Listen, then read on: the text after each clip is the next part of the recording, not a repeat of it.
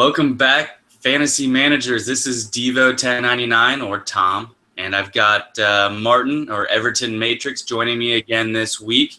We're excited to go back through Game Week 5. I'd like to say that we're refreshed from the international break, but we both have newborns, and mine's sick, so not the case. How you doing over there, Martin?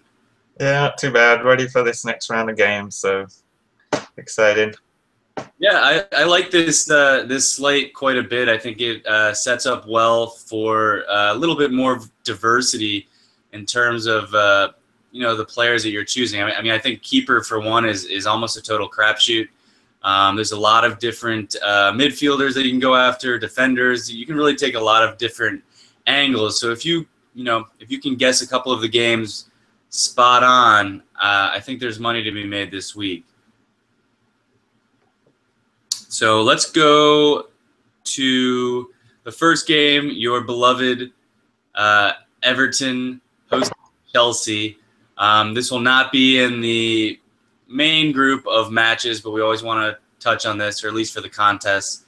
You mentioned in your article you think Everton can pull this one off.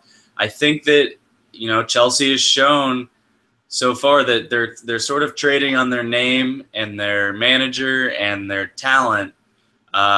None of the numbers support Chelsea being the Chelsea of last year. What do you think is actually going to happen in this match? I think it'll be relatively open. Everton have been giving up a lot of possession and chances to the other teams, and kind of been like they're the only team in the Premier League with multiple counter-attacking goals. So I think we can look for them to utilise Deulofeu's pace on the wing, get some crosses in for Lukaku, and see if they can exploit Chelsea's weak defence. So hopefully, I think there's goals in it for Everton, definitely. You would think Chelsea will eventually pull it together. So it'll be tight, I would say, but I think I could just about see Everton, well, Homer call maybe, but I'm thinking Everton by 1 goal. But all right, no, I don't think that's out of line, particularly with Courtois injured now. Though, I don't know when he's coming back. What's that? Begovic did look good in the one game he did play again. Yeah, no, Begovic is not bad, but Courtois is one of the top, 3 to 5 keepers in the world. I don't think you'd put Begovic up there. He may be more top 20. It's a step back, I think, any way you want to look at it. But yeah, that's fine. It's not not a significant downgrade, but considering how poor the Chelsea defense has been in allowing big chances, you want the best keeper you can back there, and I don't think that he is Chelsea's best keeper. I like where you're going with the counterattacks. I think that can be underestimated a little bit in daily fantasy football because you're always so focused on favored teams to score. Chelsea's still 6-4 to keep a clean sheet in this match. So the bookies have not given up on them. I don't know if that's solely because there's so many gamblers that will continue to back Chelsea no matter what, or if the bookies just don't think Chelsea can be this bad this long. It's probably somewhere in between. From Chelsea's attack, though, Howard looked great, but he's giving up, or he's being given plenty of chances to fail. And when you've got Pedro up there, Hazard's bound to break out at some point. He just he got a little bit of rest, I think, over the international break, and then Costa's still pretty solid up there. So I think you may be right. I think this kind of has a 3-2 look to it to me. Yeah, well, last year was a 6-3 game, so I mean, there's probably going to be goals, maybe not 9 goals, but yeah. I mean, there's some. I don't think I'll be touching either defense, to put it that way. And Howard would probably be just for volume of shots faced. If you were going to roll him out, I'm not sure you'd be expecting a clean sheet. No, but I don't think that Yeah, I don't know. I don't think I could stomach Howard this week. He's 6.8 million, so he's not cheap enough to really risk. And the clean sheet is almost impossible. So, anyhow, that's that's only if you play the full week slate this week. So I don't think we'll be looking too much at that match. But it is an interesting one and one worth waking up for in the U.S. or the if you're hungover in the UK, it's an early one. All right, so the next one is a game where everything points to it being one-sided. Arsenal hosting Stoke. Arsenal has underperformed compared to what just be expected by their shot volume and just by their status in the Premier League. They draw Stoke at home. To me, I see this as being an easy Arsenal win, but you probably would have said that about most of their matches at this point. Are you going to stick by them and play Arsenal? I think you have to, especially in this spot with the suspensions that Stoke have as well with Afellay and Adam. They've still got Bojan's not really fit yet. Shaqiri is just getting integrated into the team. I just don't. It just everything that points to a multiple goal Arsenal victory in this game. I don't really see that. Stoke. I mean, Diouf has been good for them, but if you look at his numbers, he's really not. He's been just efficient. He's not really getting a bucket of chances, so they don't really have that much to hurt Arsenal. So it's just a question of can Arsenal put away those chances, and it's interesting to see how Arsenal roll up front. Will Giroud start in this game? Walcott and Oxlade-Chamberlain played pretty well for England in these last internationals, so it'll be interesting to see if they get a run out. Yeah, I mean, they're going to create chances, but it's just, can they score? And I think this time they will score at least 2 goals, I'm going to say. I tend to agree with you. I've heard rumblings that they're considering Alexis at striker and then moving Walcott over to the left.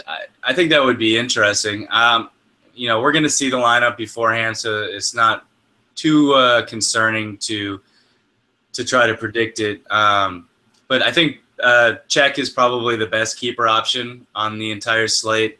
I agree with you about Stoke. I think there's too many question marks. We obviously love Shaqiri and Bojan around here, but away from home is not ideal, and Arsenal is just a really tough matchup no matter what. I mean, even if, even West Ham, scoring 2 goals, they didn't really have tremendous output from a fantasy standpoint, just because you're not going to have much of the ball against Arsenal if you're a significant underdog. One thing I've noted is Monreal is actually second in the Premier League in touches in the final third. I think he's created about 4 chances. He has something like 9 interceptions and 13 tackles. He's doing very well. He's expensive. He's 9.4 million, but in a cash game, if you like, midfielders or strikers that aren't too expensive, he's worth considering. It's probably a bit rich, but I was just more surprised by his attacking prowess than anything. All right. I don't have much more to add there. We like Arsenal. I think we're in agreement there. Probably the highest scoring team this week, I would guess, unless it's City, who could do it any week. And that's our next match is City heading to Palace. What are you looking at there? An interesting one. I'm kind of interested to see how Crystal Palace cope with probably their toughest test, considering how impressive they've been so far. And will Man City let in their first goal of the season is another interesting point to look for, because Hart's hardly been worked 6 saves in 4 games. It's just he's not really having to face any kind of traffic. So you would think probably with Crystal Palace's midfielders on form that they would get a little bit of traffic towards his goal. But again, just a lot of options for Man City. They can hurt you all over. Now they bring in De Bruyne. So it's just the rich getting richer. And if you think about it, Aguero's not even really done anything this season. That's the most alarming thing for their opposition. If he gets on fire, then look out the rest of the Premier League. Yeah, I think this is going to be an interesting match. You know, City can probably score at will. I don't know if this necessarily sets up as one of their best matchups, just because they're away from home and Palace isn't terrible. As you mentioned, their midfield has been pretty solid, so they'll at least be able to be somewhat competitive in possession. And because of their sheer dominance in the first 4 matches, all of City's prices are inflated. So you're paying for how well they performed in the past 4 weeks, but you're not necessarily getting their most favorable match here, which kind of leads me in other directions. That said, would I use Aguero? Yes. Would I use Silva if I had the money? Of course. I'm probably staying away from De Bruyne just because we don't know how he's going to fit in yet. Though if he's starting, did you see his price by chance on Mondogoal? I was looking for his name. I didn't see it. I don't know if I just missed it or whether he wasn't. Maybe he's not in. Let me check real quick. I would imagine, based on how Mondogoal has typically worked with transfers in the past, is they just carry over the price from his previous league. So, he was the best player in Bundesliga in fantasy last year. So, chances are he's going to be carrying a pretty high price in this week. Let's see here. Sorry. Unless, of course, he's not in the player pool at all, which is possible. And I am not seeing him at all. So, all right. Well, we don't have to talk about him then. But he would start over Navas, which is, good for Man City and bad if you get crosses in your fantasy contest. But we'll live without him. Kolarov, of course, is always interesting, but he's extremely expensive, and had when anytime defenders are scoring goals, their price tends to shoot up, and those are not always repeatable. Kolarov maybe more so than most. But I don't know that I want to pay a premium for these guys away from home. All right. Next match, we have 2 of the promoted clubs facing off with, and you gave me a hard time because I mispronounced this, but I think I got it now, is Norwich. Is that better? It's better. All right, I'll work on that. Norwich hosting Bournemouth. This game could go any direction. I think the most likely direction is with goals pouring in. And I think that, because these are promoted players and because, Mondogoal didn't necessarily know how they were going to fit in, a lot of their prices are a lot lower than you'd anticipate. I think there's a lot of opportunity here. Which players in particular are you looking at? Well, Wilson obviously has been 4 goals now, and he's only 7.8 million. Seems like a good bargain. You got to figure that Richie sometime will start going 6.4, so you could probably put those 2 together and get a potential goal assist stack. Redmond's pretty cheap, 7.2, so he's done some good stuff though. A lot of his good work has been from goals. The problem that Norwich have is that there's nothing up front for them, so there's nobody getting on the end of their chances. So unless the defenders have scored 3 of their goals and then 2 from midfield. So really, it's been like set pieces where they've been scoring. If they had more of an attacking threat up front, I'd be a lot more prone to playing some of their midfielders. But I think I like probably the Bournemouth side a little more than Norwich. But I wouldn't mind trying Redmond. But I'm not touching the goalkeepers here. No, no. Yeah, I definitely agree. Norwich is their striker Jerome has been really bad, but he's also only $3.5 million. So, you know, I don't always like using, striker for, is particularly for upside leagues, in the larger leagues, strikers and midfielders where you're going to get your goals, and that's how you're going to win. But that doesn't mean he can't score. And as we mentioned, some of the defenders that we really like are more expensive. So if you end up spending in the back and want to take a punt on Jerome, I don't think that's the craziest thing in the world. Seeing as Bournemouth has, had games where they've let in 3 goals already. I like your point on Richie a lot, particularly with Max Gradel out for the season now. One other player I wanted to point out from Bournemouth is Simon Francis.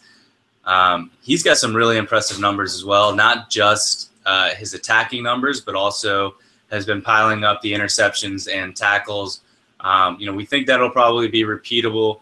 Hard to say. That they're definitely higher, I think, now than they will be on average for the season, but something to keep an eye on. I think he's a pretty solid player, and he could combine with Richie on the right side and maybe get involved in a goal or two as well. All right. Next match, we have Watford hosting Swansea. Watford, played 3 draws and then got waxed by City, but can't really hold that against them too much. Swansea's been one of the top teams so far. Can they go away from home and handle a promoted side here? I think they have a pretty good chance. I mean, Watford's been pretty compact style of play. I mean, they're not really offer too much up front. Deeney's been pretty disappointing so far, but they have good. Neom pushing forward well, getting in crosses. So, but there just doesn't seem like there's enough attacking prowess on that team. They've been solid defensively, but I just don't see them scoring more than 1 goal very often. Whereas I can see Swansea getting multiple goals. So I just think that there's a little too much for Swansea in this game, even though they're on the road. They just have a little more tools, ways to hurt you. Pretty solid at the back, creative midfielders, and then a goal scorer who's on form. So it's a pretty good combination. Yeah, Swansea's been very impressive. One thing I've been trying to remember when I look at their numbers is they did play a man up in 2 of their matches. So 2 out of 4 matches they're playing a man up. Their numbers are going to look a lot better than they should. That said, they've still looked pretty good. Their match against Sunderland may be more indicative of who Swansea is, though. Is kind of just they were beating up on a team they should beat up on, and then they gave up a goal and got a draw, and that's just not, that's going to keep them more mid-table than towards the top of the table. But Watford certainly qualifies as a team that they should be able to beat up on. I don't know how often we're going to be using any Watford players the entire season, based on what we've seen so far. There's not a single player really that stands out to me as being a good fantasy player, let alone against a team that's been pretty solid like Swansea. You mentioned Gomes has been fantastic. Sigurdsson, Ayew, even Montero has been good, though I think he may have picked up a knock. And then their defense. I like Fabianski actually a lot this week, just because I don't. I could see this match being, 0-0 or 1-1, or maybe 1-0 Swansea, something like that. But I can't see Watford getting in 2 or 3 goals. Obviously anything can happen, but looking at so many of the other keepers this week, I actually really I keep gravitating back towards Fabianski if I decide not to take check. He's a slight discount, not too meaningful, but somebody to put on your radar, probably more for cash games. I don't see a whole lot of upside to Fabianski at $8 million, but I do like him. And then Naughton's been pretty solid as well for them out of the defense.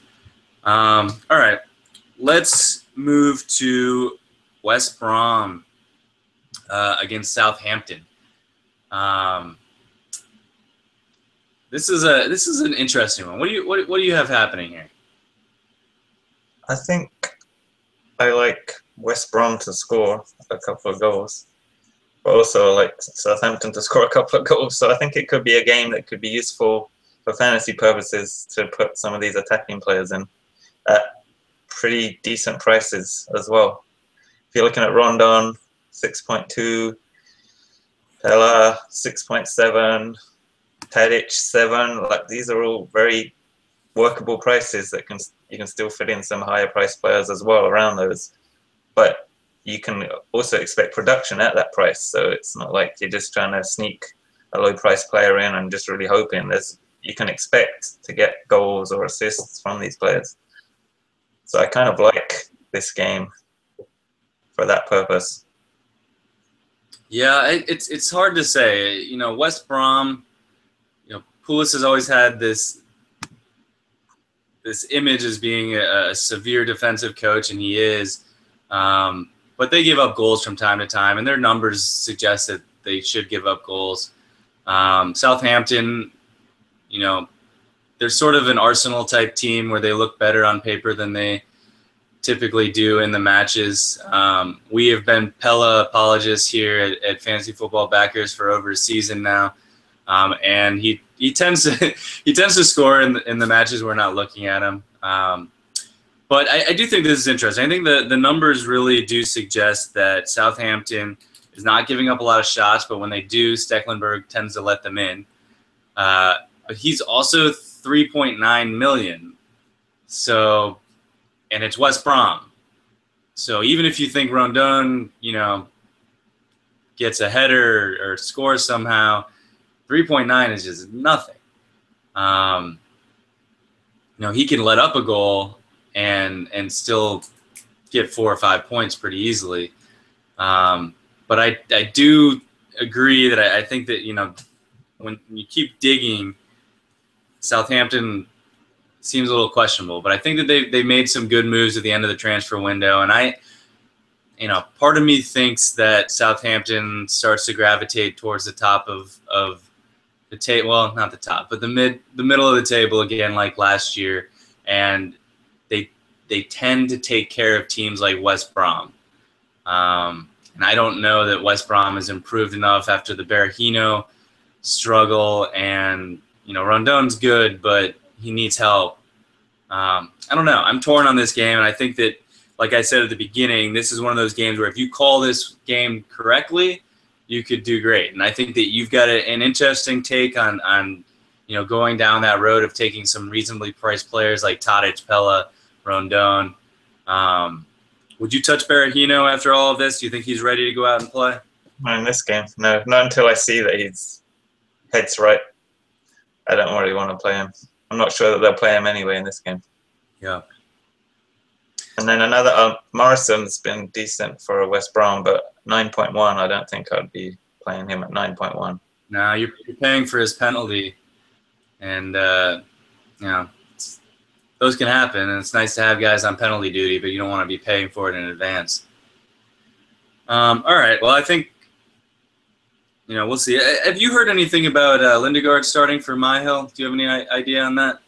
I haven't heard that, no. I don't know that My Hill's been terrible. I mean, was it for injury or form?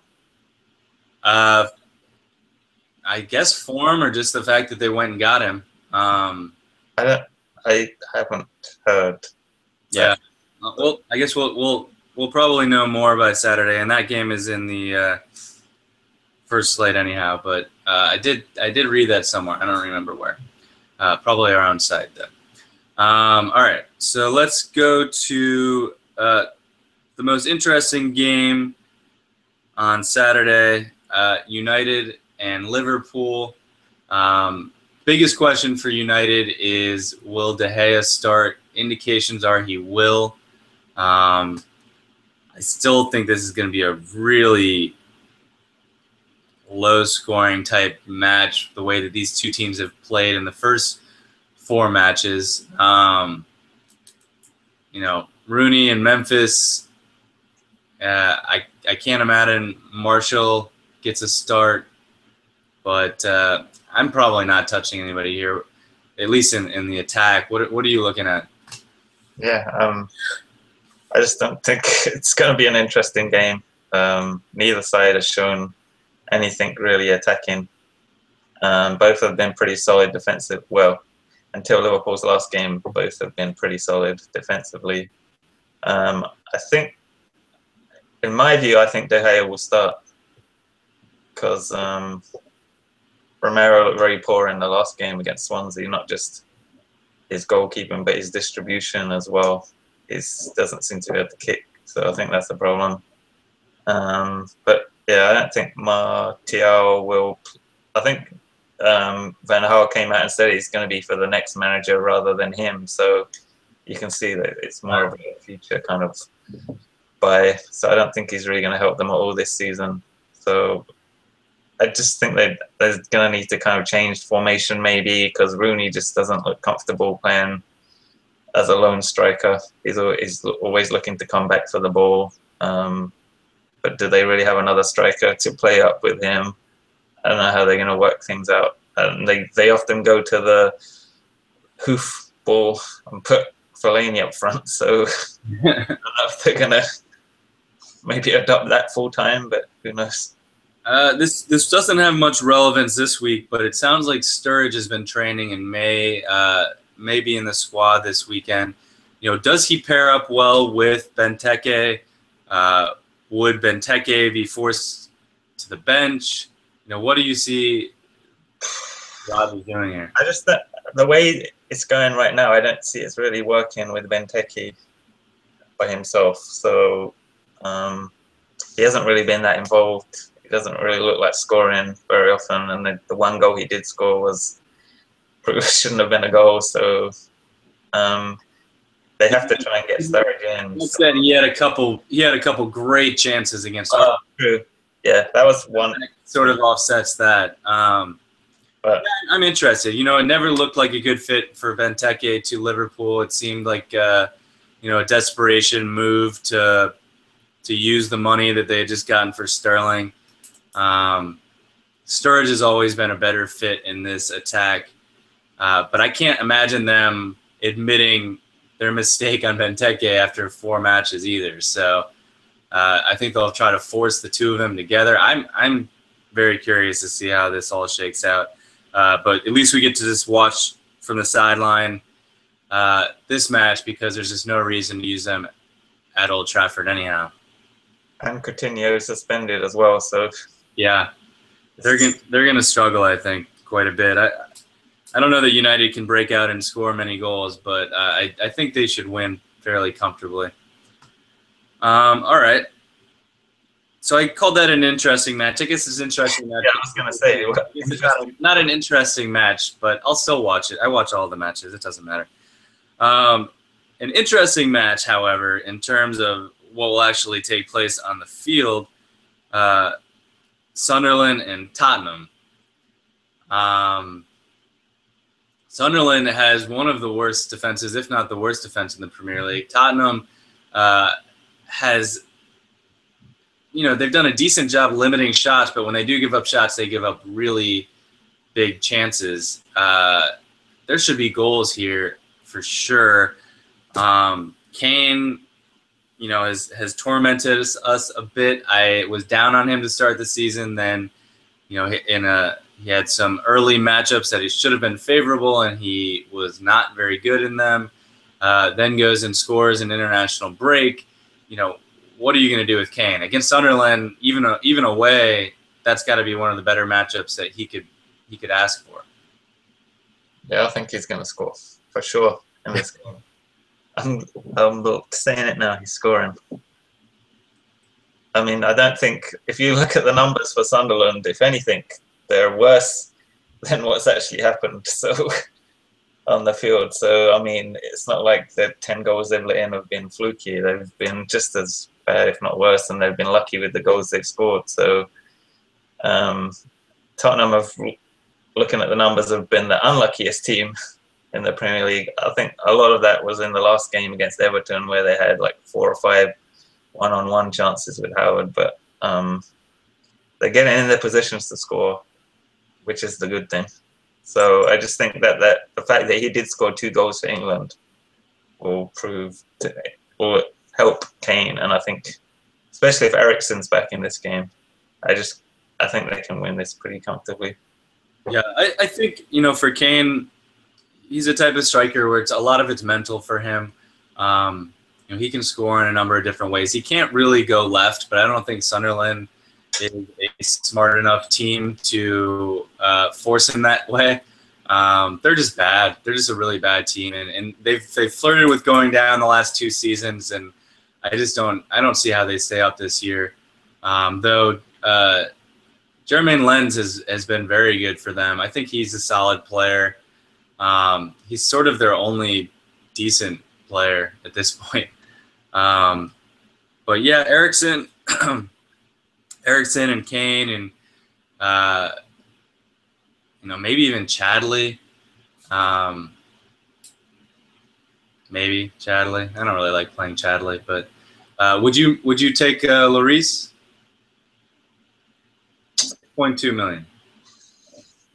I don't think it's a bad play. I mean, I'm not sure they'll keep a clean sheet. Sunderland have been able to score at least, but then having said that, they're scored with 50% of their shots on target, which isn't very sustainable. Right. So, if I'm playing of the Sunday games, I think I'd rather take West Ham goalkeeper Randolph. Yeah. Against Newcastle. So, yeah, I mean, I don't think it's a bad play. I'm just not. It's kind of a medium play, I'd say. Yeah. Rose. I mean, I'm not sure how much he costs. I kind of like Rose. He's always expensive. I think he's over 9 million still. Then I'll pass. Which is too expensive. Yeah, that seems kind of. Yeah. Sunderland's bad. Even the goals they've scored, I think they got 2 against Leicester, right? And that was when they were already down 3-0 to start. So, I think they're sort of getting garbage goals at best. I don't know if in a tightly contested match they can even score, but anyhow. All right, 2 matches left. No particularly good teams except Leicester, as we mentioned, is near the top of the table. I don't see them sustaining that based on the numbers. Particularly with Mahrez, even though he played over international break, I think there may be some injury concerns there. He is not a big guy, and I could see him picking up, another knock here before long. When he plays, he's great. But they're only, I think they were second to last in possession behind or right above Newcastle. I don't know if Villa is the team to keep the ball away from them, but I don't know. I think this match, the bookies have them slotted out as a clear favorite. I'm not sure I agree. What are you looking at here? I just don't think they'll have enough on the road to hurt them too badly. I mean, I think Leicester wins by a goal. Probably. Villa can't really score.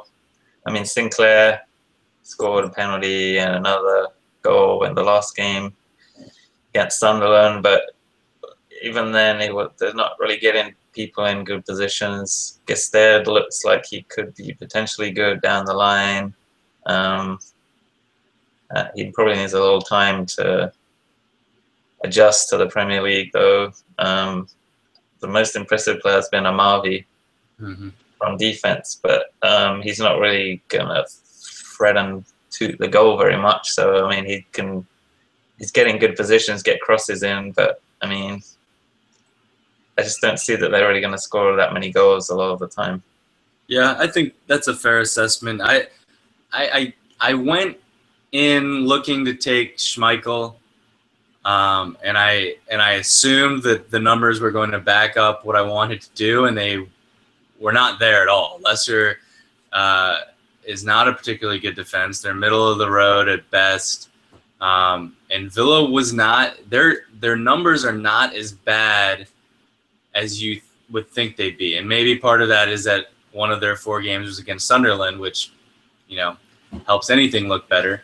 I agree with you in the sense that there's not a lot to love about their attack. I think Grealish even picked up a knock in international duty and won't be available, which I think hurts. I do like him. I don't know. I guess my primary point is we're going to see people loading up on Leicester because they've been great. I don't want to pay for their past 4 weeks, even though I don't think Villa's very good, and I don't like Guzan at all, despite him being the United States men's national team keeper, because he's not good. He's a really bad keeper. So that gives me a little bit of pause. I guess if Mahrez plays, and he should, he's going to be a good play for a while. I don't know. That's a long way to say that I am probably going to lose a lot of money because I won't play enough Leicester and they're going to get 3 or 4 goals. All right, well, let's finish this up. We've got a last match is West Ham hosting Newcastle. Adrian is still out due to his red card, so we've got Randolph in net for West Ham. Newcastle's been extremely poor. Now they don't have Mitrovic, so I guess maybe they bring Cisse back in. I'm not sure. There's more or less even we liked Wijnaldum at one point, but he doesn't have enough help around him to be consistent. So I guess we're looking back over at West Ham, and the one player that stands out to me since it's gotten a little bit quiet after the fever the first couple of weeks is Payet. Do you like him this week? And if you do, who else do you like on West Ham? I think he's reasonable. They brought in a couple of players as well. Moses, he could be an interesting start if he gets to play. He looked like he's had some promising games out on loan with Stoke, and I think they brought in a player from Nottingham Forest. I can't remember the name off the top of my head, but he looked like he could be he could integrate pretty well. Attacking midfielder, I can't remember his name. Antonio, maybe, I think that might be his name. So that I'm not really sure how they're going to line up. Would be maybe an issue. So Antonio's supposed to be pretty good. I was watching some of his highlights. I am not particularly familiar with him, but yeah, I don't know if those guys will be incorporated into the team their first match or not. That could be a threat to the pitch time for some of the West Ham starters if they get a run out towards the end. But I still Payet is 13.1 million, which is probably a little bit expensive.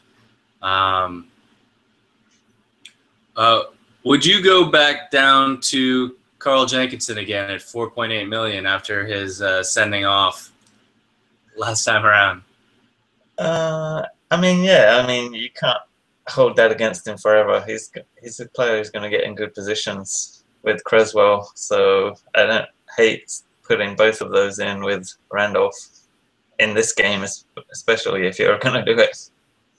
I mean, they're going to get forward, they'll get passes, a chance at an assist. So, yeah, I don't hate that. Yeah, I think on Mondogoal in particular, they will lower his price based on the red card, and a guy like Jenkinson is unlikely to repeat something like that. So I think you're getting a nice discount for no reason, and now he's in a match where, despite West Ham not being a particularly good defense, they do have a shot at a clean sheet. Newcastle's going to give a lot of teams chances at clean sheets. So I like the defense. I don't know where to go on the West Ham attack. They haven't been particularly consistent, but yeah, I think this is an interesting week. I think there's a lot of different directions to go. The first step on Mondogoal, I think, is picking out which 4 Arsenal players you want. They seem like the clear, most favorable matchup of the week. Beyond that, it's tough. Stecklenburg at 3.9 million, I think, will be popular at keeper, but then you've got Czech at the other end at 8.7, and then in the middle, I don't know. In the middle, there's a lot of keepers that could let in 2 or 3 goals or keep a clean sheet, and that's what we'll find out this weekend. But all right, do you have anything else to add here as we wind up? Just that there's the 2 games that I pointed out, I think, could be potential. A lot of people are going to be trying to grab the bigger names, but I just think there's potential in those games maybe to get a little separation from other people. So I may be looking at some of those games a little bit more than other people, I would say. You're saying Norwich, Bournemouth, and West Brom, Southampton were the 2 that you had pointed out? Because they got some decent prices in those games as well. So and I think that those are teams that are not going to be particularly popular. They're not the big names that managers will gravitate to. So I do think that those will be very solid differentials as you start working on your teams. Great. Well, Martin, thanks for helping us out here and joining us. Best of luck to you this weekend. We will have Champions League early next week. Are you ready for that? Yeah, exciting time of the year for everybody. Yeah, well, it's gonna be chaotic, but we'll get through it. Hopefully, make some money on the way. So that's a wrap here for Fantasy Football Backers. Best of luck this weekend, and check out our Twitter feed and Martin at WowCow77 for some updates over the weekend. And if you have any questions, shoot them over. See you soon.